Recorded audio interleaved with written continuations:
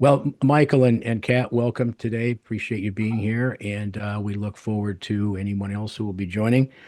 My name is Mark James, and we are welcoming you to today's panel, Crafting a Skilled Workplace, Executing Effective Recruitment and Retention.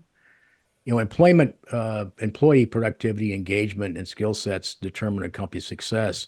And then leadership is the key because the opportunities and culture that they establish should bring out the best in everyone. Our panel today will discuss some recruiting. We'll discuss recruiting top talent, creating a corporate culture that makes people want to stay, and other factors to attracting and retaining the talent your company needs to grow in this environment. Our panel will also share some case studies as time allows. Again, my name is Mark James. I'm the moderator. I'm a business improvement advisor and business speaker. I have over 40 years of experience in workplace performance, channel effectiveness, and customer loyalty. I'm the founder and president of Performance Advisors Group, and I help B2B companies achieve sustainable growth and competitive advantage by eliminating barriers that get in the way. The agenda today, over the next several minutes, we'll hear from our three panelists. Feel free to put questions into chat, and we'll stop periodically to answer them. And I'll also at some point be telling you about some upcoming panels that Jeri and I, who are the co-sponsors of this panel series, will be doing, one in March in particular. And you'll also have access to some handouts that each of the panelists today have created for your benefit, and also an opportunity to sign up for a brainstorming session with Jeri and I and others if necessary to get a free complimentary 1 hour with us to discuss whatever business issue is concerning you. So with that, and before I introduce our panelists, Kat, if you could maybe just introduce yourself and talk a little bit, and maybe a couple of sentences about what you do in your business. Sure. I am Kat Fry. I'm the owner and founder of Oxygen Coaching Group. We are a group of coaches and trainers working with all companies that are in some kind of flux. That can look like all kinds of things. We are also the founders of Bliss. We are the only optimal rate of pay calculator working with companies that are struggling with hiring and retention issues all over the world. Very good. Thank you. Michael, how about you? I'm a CPA by trade, spent my entire career in the commercial real estate space as a CFO controller. And a number of years ago, I became a CFO on the go, a fractional CFO working with various clients and individuals who need a fresh pair of eyes to help them re-engineer how they do and what they do to improve their bottom line. I met Jeri a year or so ago, or maybe 2 years already, at a networking group, and we've been connected ever since. And when I get any notifications from her, I am excited to be involved in her projects. Great. Thank you. Well, again, welcome and thank you for being here. Mary Ann has joined us. Mary Ann, if you don't mind introducing yourself and tell us a little bit about your business and why you're here today. I am actually here, well, first for the topic, but I also introduced Jennah to Lisa. So one of the panelists to Lisa, and she's participating in the panel. I mean, she really is amazing and very smart. So, and really up and coming in the industry. I loved working for her and with her. Okay. Are you with the same organization? I worked for USA Staffing for 6 months on a contract. Great. So you're a colleague then. That's great. Yes. Well, again, thank you for being here. Let me move ahead and introduce our three panelists today. So I'll start with Jeri Quinn, who is the founder of Driving Improved Results. She leads an experienced team that provides professional training and development for employees at all levels in things like Six Sigma, project management skills, leadership, and presentation skills. And she works with leaders and teams on interdepartmental communication and collaboration as well. She's an executive coach to leaders who want to become an elite leader of a highly results-oriented and success-driven culture. Jennah Seibert is a recruiting manager at USA Staffing Solutions. She specializes in leading the commercial manufacturing division and creating shared success endeavors.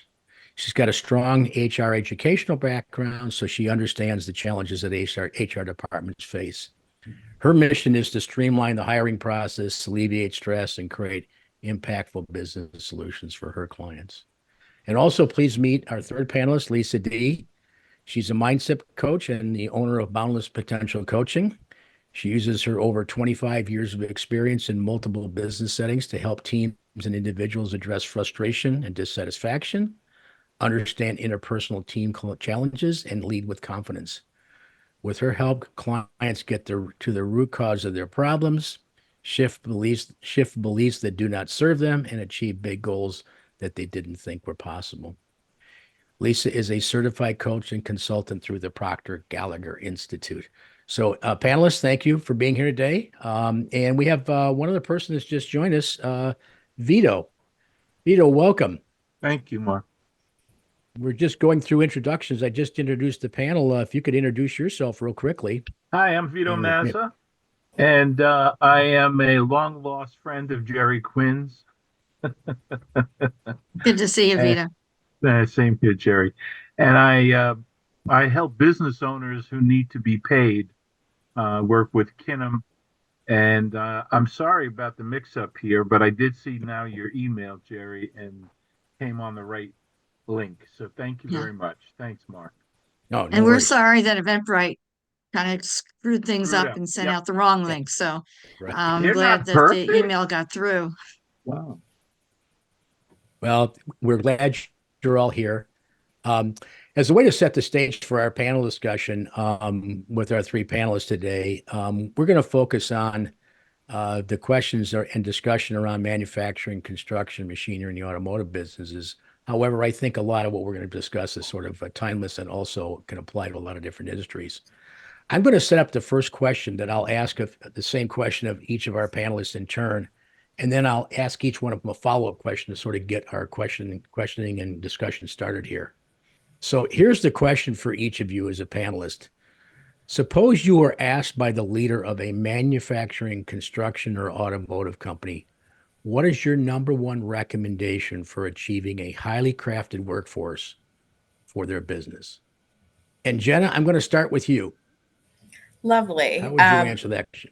My number one recommendation would be to continuously invest in training of your employees.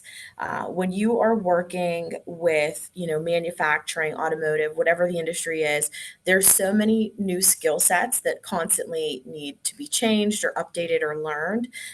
So I would say if you want a high performing team, you've got to make sure you have internal trainings for your employees on their skill set, and it needs to be continuous. Very good. Here's a follow-up question for you. What trends are you seeing with respect to recruiting and overall HR practices right now? So right now, there's definitely a new wave of types of employees, I like to say. Since COVID happened, working from home has been a huge trend. And for some companies, clients of mine, it's a problem, or some of them love the working from home culture. So I would say, that's really been something that I've seen as a trend. Just people want the flexibility now. They want to be able to work from home. And it makes some of my clients really take a look at themselves and see, do we really need to have this person on site? For instance, I'll give an example. One of my clients, we were going back and forth and they were not able to find someone. They had these, high expectations of, I want this person on site every day for an accounting role, and they just wanted a very set schedule with no wiggle room. And none of the candidates for the client wanted that. We're receiving people that are interested in the role, but they want some flexibility. They want to be able to work from home a few days a week. And so we had to have that conversation with our client. Like, look, here is where, the candidate you want at the price point you want, here they are. But you have to be willing to work because it's a new day and age now, and people really, really want that flexibility. Great. Thanks for sharing that actual real life example. That always kind of helps to bring the point home. So thank you for that. Jeri, I'll move to you. How would you answer that question? What would be your number one recommendation for crafting a skilled workforce? I think the number one recommendation is about culture. People don't want to work in a toxic culture, especially since the pandemic and people have had some additional choice. They want to know that the culture where they're working honors and respects them as individuals, that there's some empathy and some caring there, that the management or the senior leadership of the company really is going to inspire them to work toward a goal, specific goal, which is the vision of the company accomplished. And they want the culture, the feeling of working there to be something they want to get up in the morning to go to. And that's what's going to help them bloom. If you've got a culture where you've got senior leaders who are promoting a one-upmanship concept, or there's a feeling of scarcity, like if I'm going to succeed, you're going to fail. I've always got to prove the point to my manager that, and this is blue collar and white collar environments. I got to throw out my ego, and I got to have a lot of testosterone, and I got to force my way into doing things, and I got to put you down in order to make me feel better. That kind of culture doesn't allow for people to show initiative, to bring ideas forward, because there's no safety in that kind of culture. There's, I have a friend who's an employment lawyer. There's still major organizations where there's discrimination and misogyny and various kinds of things that don't make people feel safe. And psychological safety is important. And senior leadership is certainly the head of that, because if a fish stinks, it stinks from the head, right? But a big part of that is your manager, because people don't quit companies. We're talking about staff retention here. People don't quit companies as much as they quit their managers. So I know my son worked for Cisco, and he worked for 8 or 9 years for Cisco, and he was a high-level technology person who was a troubleshooter, and he had relationships with all the clients, and he did really well in terms of not only troubleshooting skills, but then solving the problem skills. And he got shifted to another manager, and this manager and he just did not get along. There was a lot of lack of respect and a lot of micromanagement. And he wound up leaving Cisco. And so Cisco had a lot of knowledge that walked out the door, a lot of client relationships that walked out the door. Those kinds of things are important if you're going to keep your staff to have, that kind of impact on a client as well as other people on the team, because then other people had to pick up his work, right? And so it's a strain on them as well. Yep. And then a manager has to spend time retraining somebody else to fill that slot. So there's a lot of downsides to lack of retention, and managers are key elements, and the culture that those managers are involved in. So if you're a senior leader and you tolerate that among your management staff, you're actually saying, I don't care about the culture. I don't care about the environment that my managers are creating. And so culture and management, they kind of go together to create an empowering environment where people thrive. Yeah, very good point. Just as a follow-up question, if you could dig a little deeper into some of the other elements that have to be in place. I mean, yeah, culture is definitely impacted by leadership and the nature and kind of managers. But comment on some of the other things that need to be in place, if you don't mind, for a culture to be correct culture in an organization. Appreciation. So if I know that I'm getting some verbal feedback that appreciates me for the things I do well, and I'm not just talking about statements that are made to make people feel good, but they don't have any meat to them.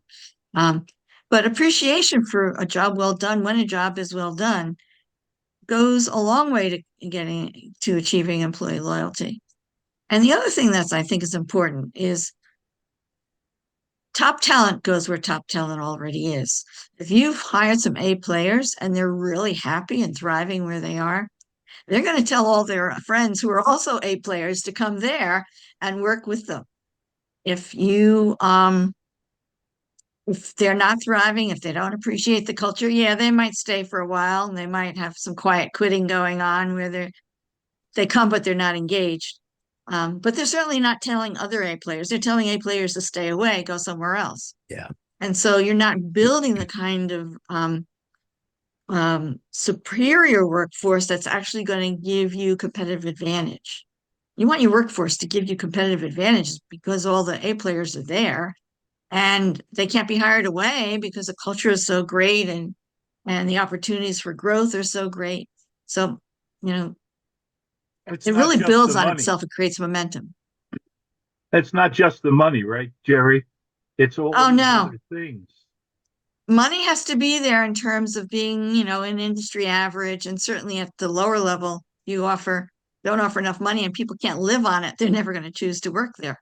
But usually money from all the surveys that are done is fourth to seventh or 10th in terms of prioritization for why people come to an organization.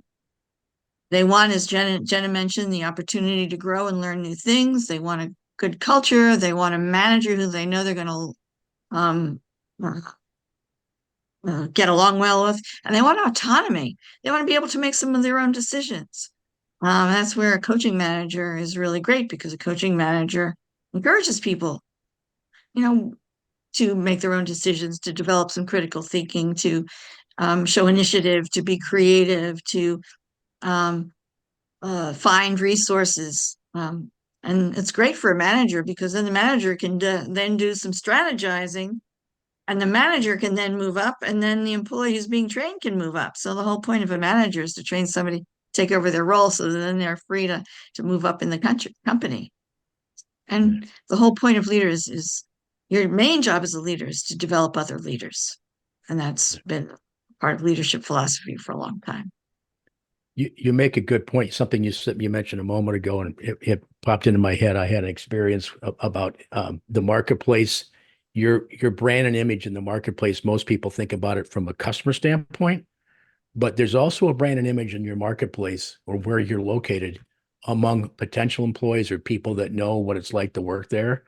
I found myself working for an organization several years ago by way of an acquisition. So they bought the company that I was with.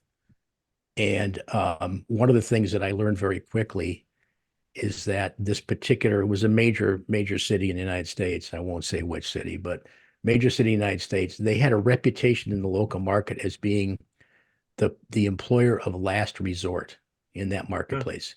You could get a job there, and they actually paid pretty well.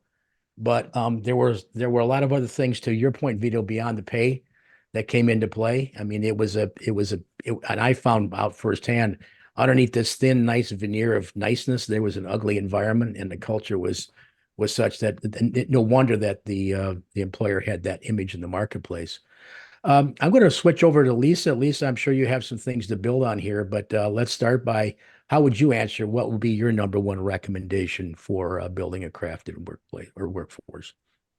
I think one of the biggest problems that I've seen is a lot of micromanaging that happens by a manager or leader. What that does is makes the employee feel like they're not capable and devalues them, their work product, them as a person. And it just creates a feeling that they're not valued for who they are, that they're not capable enough. So I think I've seen that as one of the most destructive things out there. And I think one thing that could be helpful, dovetailing off Jeri's comment about appreciation, is just asking employees, what do they think about certain things? It could be anything. It could be a problem that they're having at the time.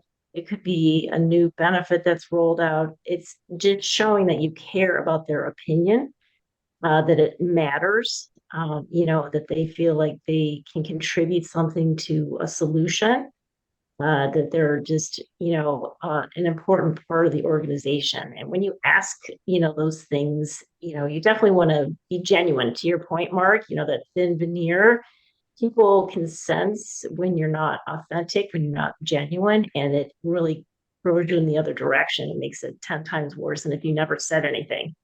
So it's genuinely caring about their thoughts and opinions and their input, and making them feel like they're really part of something that's important. They're contributing. They may be a small part of it, but they're part of it. And I think when people are disconnected from the organization, what they're doing, where do they fit in the whole big picture, that's where it's very easy for them to just want to exit, because they feel like, well, I'm not doing anything here. I'm just showing up warm body and I'm not really part of anything important. I'm just a cog in the wheel and that's it. And so you really want them to sense that, that they are, significantly adding somewhere, even if it's a small part of a team, whatever that looks like, that they're important. Good. Thank you. And a sort of a follow-up question for you. Most employers tend to focus on employee soft skills. And you and Jeri have already touched on it's important for managers to have the right kind of skills from a soft standpoint as well. And I know you are a big fan because you and I have done some joint presentations together. I know you talk extensively on emotional intelligence. So I wonder if you might comment about how emotional intelligence plays into soft skills and how, as a leader, you could maybe send your managers and other leaders into that mindset at least. And then also comment, if you wouldn't mind, on brilliant jerks. Yeah, I'm happy to talk about it. It's an interesting term, and I think people typically understand it right away. I think a lot of organizations, if they're really serious about retention and attraction, they need to have leaders in place that have emotional intelligence. And they don't have to be there all the way, but they have to be coachable, trainable, open to the idea. Really, we're talking about that they have some level of self-awareness, that they can self-regulate their emotions, responses, that they have some social skills, that they can interact with others, and that they have the ability to motivate to some degree for people to really want to strive to achieve the mission of the organization. There has to be some sort of intrinsic motivation happening there. They want to see someone that has some enthusiasm for what they do. So those are really the components of emotional intelligence. And I think when you've been in the opposite type of environment, when you're working with a leader that has very little, it's plain and obvious right away. And people sense that when they're working for somebody that is really clueless to anybody else's, what they're going through, challenges that they're having. They don't ask the right questions because they just aren't aware. They just don't have a sense of what's going on outside of them. They're so focused on what they're doing and their achievement typically. Sometimes they have an ego, what we might call a brilliant jerk, which is really someone that's, very, very intelligent, but a very unpleasant personality to work with. The social skills are severely lacking. And that's noted right away with most people that start dealing with them. They find out right away that this person is, too focused on themselves and just unable to relate to others. Great. I Thank see you for that a lot, Mark, when you've got a brilliant salesperson and he or she brings a lot of new business into the organization, but they're absolutely poison when it comes to Yep. the culture and to working with other people. And the company is afraid to get rid of this great salesperson, right? Yep. Mm-hmm. But they just don't go by the rules. And then the organization leaders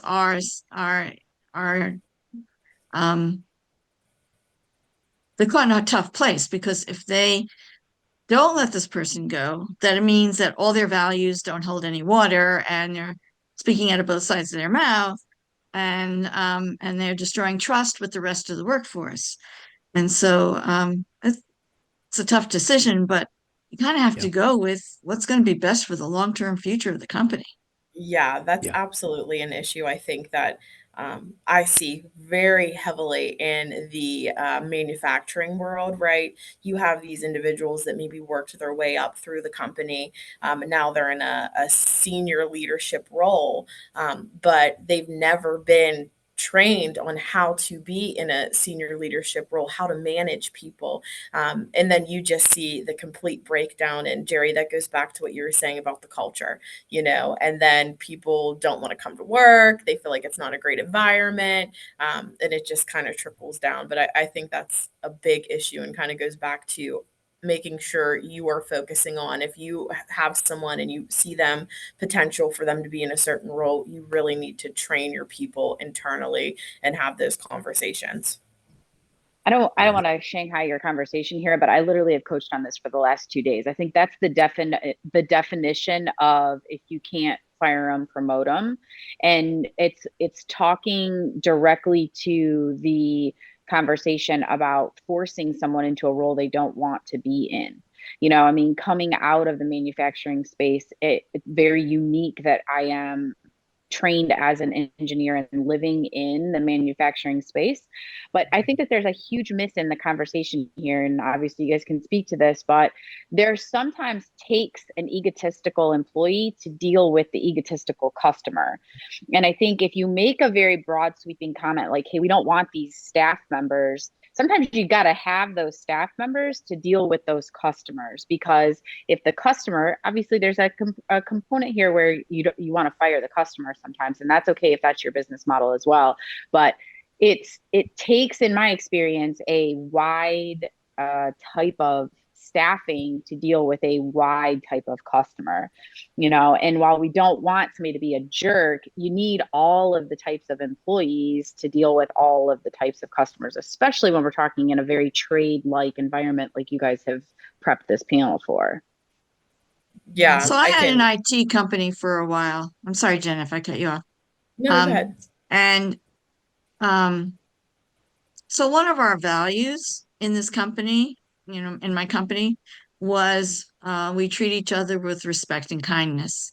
And I had an employee who was in an account management role, and we had a client who called and really lambasted into her and bad-mouthed her, and it was really mean and cruel. And I wound up firing that client because I feel it's important to protect the employee and advocate on their behalf. And I really felt that's a client I don't want or need. It's poison that comes into our organization through the client portal. And we as a company and each person in the company is worthy of more respect than that. And if I tolerated it, all I'm doing is telling the client that that's okay for them to do that. And then they never change either.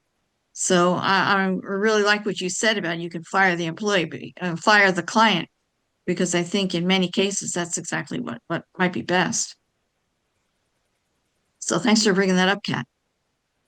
I liked all the rest of your comments too. Yeah. And I want to encourage people, if you've got comments or especially if you have questions for our panel as we go through here, please do that. And so you can either put them in chat or just raise your hand, and because there's such a small group here, that would probably be the most efficient way. And I'll just call on you, or just make sure you're known, and we'll let you have part of the conversation here. But before I go to that, couple of things I want to point out. Jeri's going to post a link in the chat, which will give you access to some handouts that were prepared by each of the panelists and myself. They're free resources that you can use relative to our topic today. And then also there will be a QR code that you will see in the chat as well, and that will take you to a calendar where you can actually set up and schedule a one-to-one session with Jeri and myself, a complimentary 1-hour session where we'll brainstorm a challenge from your business. We're happy to do that as a complimentary offering. So those two things will be in the chat as we go forward here. Also want to point out that this is the second of a 3-part series of panel discussions. Our first one was back in November, and our next one is going to be on March 21st. It's going to be on business continuity and succession planning. We're going to have at least two individuals on our panel who are in the continuity disaster preparedness world, and then also succession planning and the M&A world. So we invite you to put that on your calendar. We'll be obviously promoting that as we get closer. So also put into chat, if you don't mind, what's a good time of the day for you to attend a session like this? Is midday like this good for you, or would you prefer to see something else? Because we want to have voice of our audience as we plan future sessions. So feel free to put your recommendations for that in chat.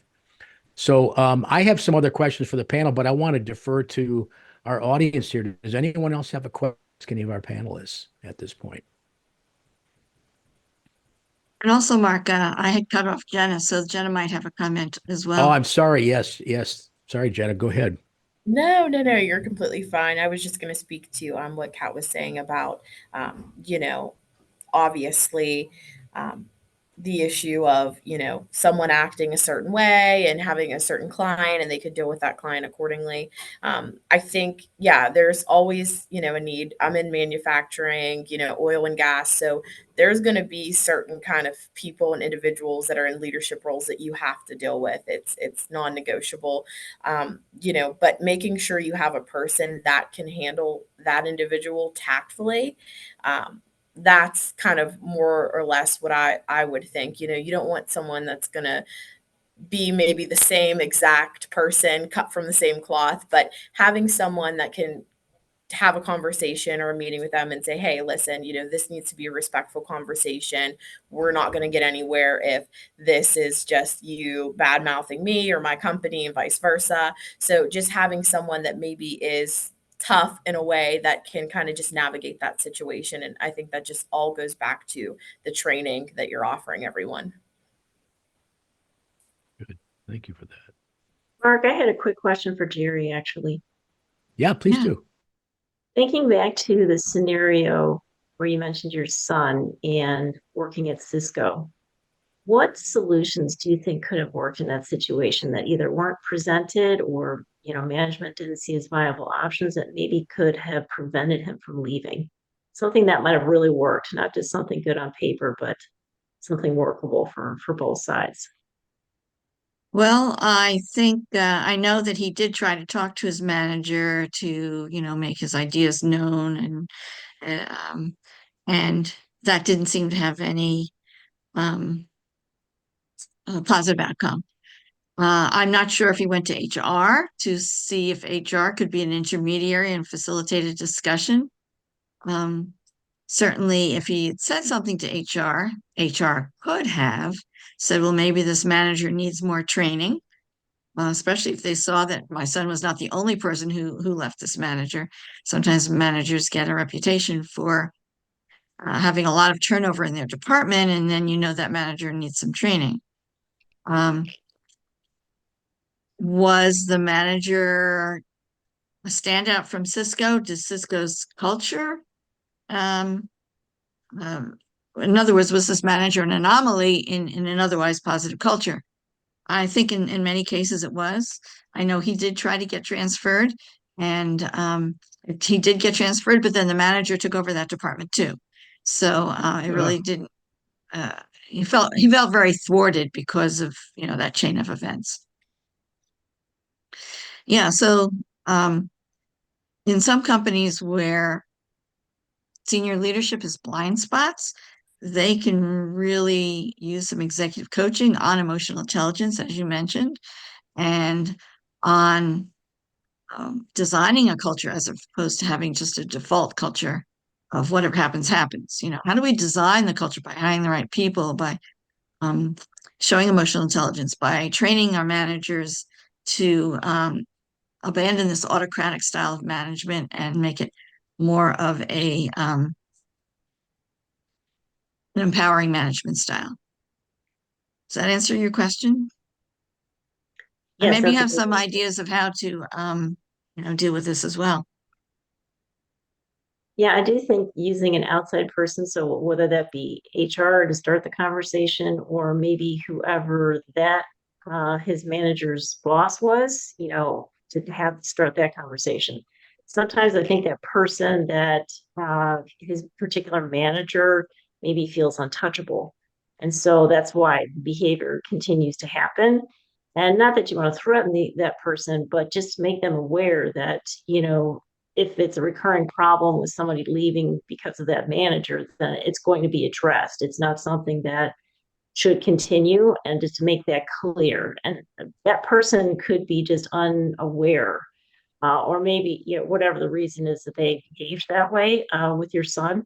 But I think if HR can't help, have that conversation, then sometimes you need to take it a step up and get really serious. If that's the message that you're sending, send it from the top.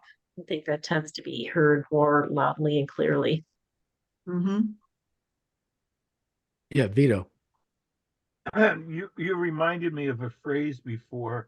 Lisa, you said about brilliant jerks.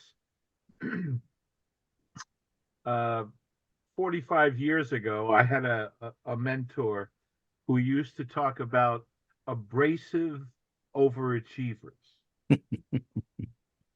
And, they would win the awards, but they were always building new teams because people would leave. And that's a hell of a reputation to have. The other thing is somebody said something earlier, and I guess I hear this phrase about I hear you, I see you, I understand what you're sharing. That kind of, reaching out to the individual. And lastly, I don't talk about managers. I talk about leaders. And I think the problem we have so often in business, and it's a national and maybe an international problem, the leadership is not there. The leader is the one that cares about the people on their team, period. That's it. If they're a leader, they're focused on building their internal team to become leaders. You said that, Jeri, about, replacing yourself. That's how we used to say it in the olden days. But that idea of leadership is so much more to me than manager. I don't know how you all feel about that, but because again, the industries, I guess, really determine how that phrase is accepted about management. But I think leadership. I'm a big John Maxwell fan, and so when he says leadership is influence, nothing else, nothing more, nothing less, that hits me. That strikes a chord with me. And I try to live my life that way, whether I'm in a social situation, and a family thing, or a Knights of Columbus thing that I go to. Leadership is, to me, the important issue. Yeah, I think that you're dead on. And a lot of times what's missing within an organization is that the leader is not the person at the top of the team. And that is not being acknowledged correctly. The most influential person is deep within the team. And they don't, again, put to my point earlier, they don't want to be promoted. They don't want something. They actually enjoy their role. But the most influential person is, potentially low man on the totem pole, but they have the ability leadership to listen. Is not title. It's not Correct. by title. Yeah. Correct. But you hit it on the head when you said they have the ability to influence. And if the person who is making decisions is not utilizing that person or paying attention to that person in the correct way, then you do have a manager person or manager problem. And that goes to Lisa's comment about emotional intelligence, because then you have a massive ego problem and you have someone who is lacking awareness about the actual landscape of the team. Yeah, good point. You have a human inventory problem. Yeah. Yeah, the way in which I sort of distinct, and the titles or the names they're just part of the business paradigm. These words have been around for a long time. One of the things that strikes me in this part of the conversation is that, and I don't remember the source, but I read it a number of years ago, 90% of people who come into a leadership / managerial / supervisory role for the first time have had no experience or formal training in how to do it. And it leads me to, and I can think of a number of different leaders, managers, supervisors that I've been involved with, either directly or indirectly, who are either they're really good or they're not so good. There isn't much in the middle.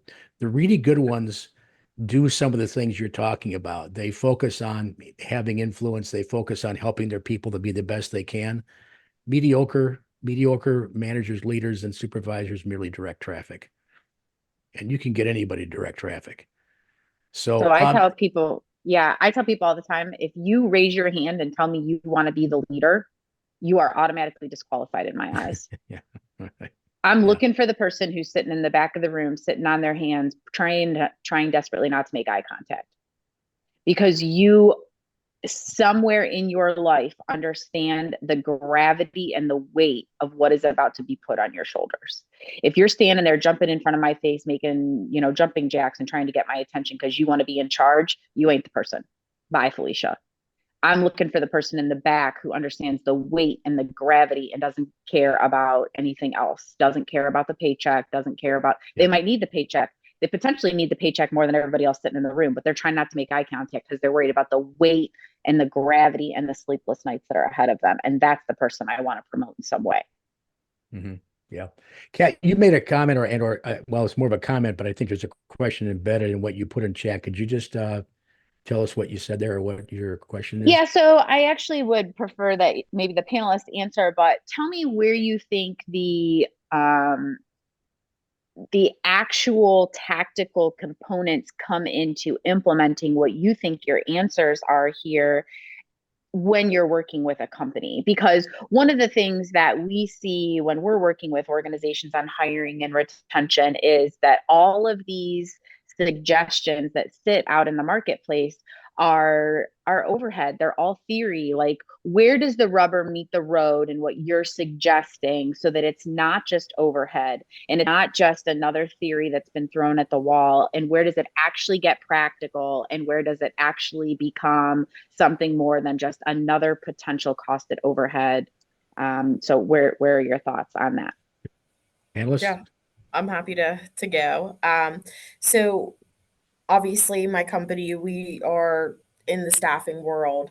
That's what we do, but we're also consultants for our clients. So, we'll have an issue where we're in it. Once we start with a client, we take a deep dive and we look at what's been going on with them, what the reason for their attrition is. We talk to, employees, we get feedback, and that's our starting point. And then from there, we are there to attract the right talent, but we also want to look at what exactly their pain points are. And we implement things while we're there. Like, that is what we do. So, I mean, I guess to answer your question, we are the ones that are implementing the things on site. We are, making sure these things are rolled out because, with our staffing company, we don't have to take a client if they don't align with our morals and values. So we take on clients that are ready to really look at their retention and attract the right talent and are ready to make that change for themselves. If they've been in an issue or been kind of having the same issue for attrition, and we tell them, we say, here's what's wrong. Here's a list, here's a cheat sheet of every single thing that we've noticed from an outside perspective that's wrong. And we sit down with whatever the plant manager, HR managers, whoever it may be, the decision makers, and we roll out a plan.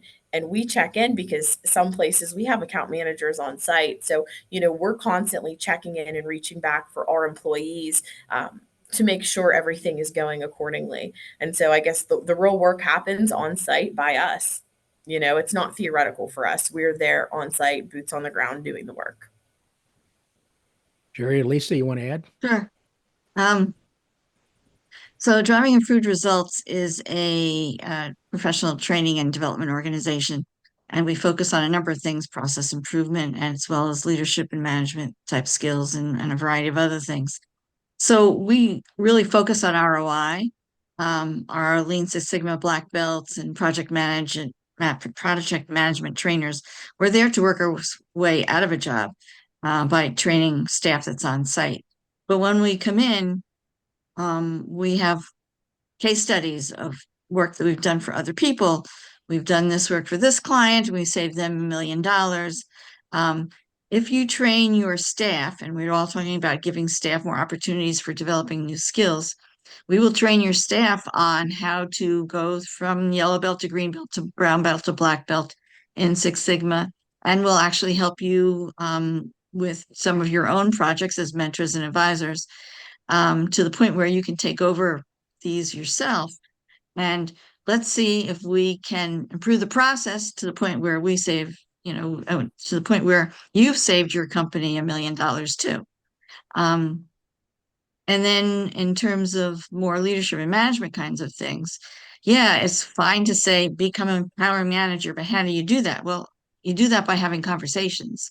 and by changing mindset. So we work on mindset, which is a theoretical part, but then we say, here's a scaffold for an 8-step conversation. Let's practice this. Let's do role playing. Let's say, here's 10 choices for the first step. Here's 10 choices for the second step. Here's 10 choices for each of the other steps. And you pick out, what's going to be appropriate in this situation. One from column 1, one from column 2, one from column 3, to use as a scaffold until they can see how that conversation is going to flow. So then they can create their own conversations. So we break it down to the nitty gritty because it is a retraining. You're talking about taking a brain that's been thinking that way for a long, long time and probably was trained that way by the person's own manager. And now you're going to ask that person to try to do something completely new. And they have to build habits. They have to develop, what used to be a 1-lane highway into a 6-lane highway of a new mind pattern and habitual and habit. So that's feet on the ground. And there have been things that come back and said, I'm working around the organization and people come up to me and say, what did you do to my manager? He's completely different. And my response is, well, he's learning, and allow him to completely different, because maybe there's something there for you to learn too. Because people react to other people in the same way as their experiences told them has worked. And when they change, then the intention and the impact changes. So this is real feet on the ground, and we've been known to reduce attrition rates and turnover rates. And then with leaders, sometimes leaders say, okay, we're senior leadership and we're going to have this we-they between everybody. How do we overcome the we-they gap? Well, we have different ways that we're working with leaders to bridge that gap. And one of the things is to start every meeting, company-wide meeting, with, here's a story about how what we've done has impacted the world or impacted the way our vision is rolling out in the world, and draw people in because of the impact they're having on the world or on certain individuals who are supposedly recipients involved in their vision. So it has real impact, or it turns into real life situations that change, and people who are part of the organization say, what kind of change is this? But then when the change happens, then they get used to the new change, and then it really has an effect. Lisa, you want to add? I know you have some thoughts from a mindset standpoint, and Jeri kind of alluded to mindset, because I think that's pretty important here in terms of going beyond the theoretical, because at the end of the day, if your perspective as a leader or a manager or a supervisor is X and it's out of sync with reality, that's a problem. So why don't you comment on that? Yeah, I think you have to make sure that the manager leader that's going through the coaching training, that they really buy into the seriousness of it. I've heard plenty of times like, oh yeah, I had to go to this training and it was, BS, I just listened to and did whatever they asked me to do. And so it was like they just did what they felt the minimum they had to do to get through the program so they could pass through, and not really experience the change. So I would be curious to know from Jennah and Jeri, either from a customer client perspective or from the organization's perspective, what do you do with somebody like that says that they're going to go through the program, you work with them, but they're resistant? So let's say they're not that willing to change. What happens with that type of individual? I think that happens a lot, Lisa. Especially when you're working with a lot of these gentlemen I'm working with in manufacturing. They're set in their ways. They've been in this said position for 20 plus years. They think they kind of know everything. They have the know-it-all mentality.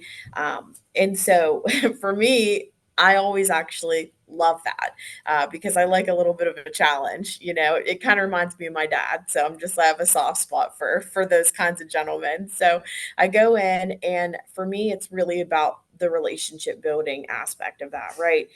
It's gaining those guys' trust, which takes time, you know, and they'll maybe over the first few training sessions they're closed off, but I think over time, once they respect you and they see, okay, wow, you know, there is obviously a big impact that's been made, or a big difference that's been made by Jennah's trainings when I look across the board. And I always follow up with those guys a little bit more than maybe the other individuals because they need some extra care. So it's really just getting to know them and building that relationship. And once they earn your trust, I find that, you know, they may be stuck in their ways, but once they trust you, they are willing to change. You just have to break down some barriers. It kind of goes back to the mindset thing. You know, when you're dealing with someone that's closed off, they're not open to anything. They don't trust you, and so once you do gain their trust, it's much easier to deal with them, and they are willing to learn. It just takes a little bit longer. Yeah, what Good. we're really talking here is change management, right? How do you have change management that works? And a lot of it is trust building and relationship building. Totally get that, Jennah. And a lot of it too is early successes. If you go for the low-hanging fruit and you say, what's one thing that can change easily so that we can show that something has worked? Then they're saying, okay, well, that worked. Let's try the next thing. So you're moving them, you know, I've done a lot of work in the field of conversational intelligence. You move people from resistor to skeptic to wait and see to I'm going to try this out, an experimenter, to I'm going to co-create this with you, where they're really on board. And you have to do that one step at a time through demonstration of real world results, as well as just build that relationship, show that you care, and show that you really want to partner with them. And sometimes you Yeah. start at the lower end of the organization. I've started with customer service staff, and then other people see what's happening. And so then it moves throughout the upper organization. I eventually find out that I'm going to coach the senior leader. And then other times I get recommended to the senior leader, and the senior leader says, yeah, I got too many blind spots, or I'll give this a try. And then they get hooked. And by then they're saying, oh, this is the best thing since sliced gravy. I'm going to push it down into my management, and then I'm going to push it down and push it down and push it down. So it can work both ways. And but it is all about gaining trust. Yep.